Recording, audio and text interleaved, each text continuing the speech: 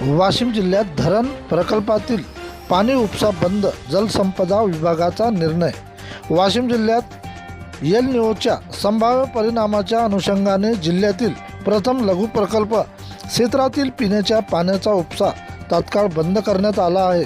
धरण प्रकल्पातील उपसा बंद करण्यासाठी एक पथक गठीत करण्यात आले आहे। यामध्ये सहभागी म्हणून पोलीस प्रशासन, पाटबंधारे विभागाचे कर्मचारी, महसूल विभाग यांचा समावेश करण्यात आला आहे।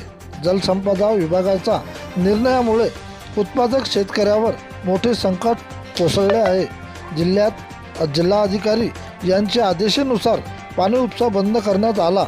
खरीप हळद पिकाच्या लागवडीसाठी कालावधी सुरू असताना धरणातून पाण्याचा उपसा बंद झाल्याने हळद पिकाच्या शेतकऱ्यांचे कंबरडे मोडले आहे। 15 जून हा हळद पीक पेरणीसाठी चांगला दिवस असतो, परंतु प्रशासनाच्या वतीने धरण उपसा बंद करून त्यावर वीज पुरवठा सुद्धा खंडित करण्यात आल्याची मोहीम चालू आहे। यामुळे शेतकऱ्यांवर आसमानी व सुलतानी दोन्ही संकट आले आहेत। प्रतिनिधी किशन काळे।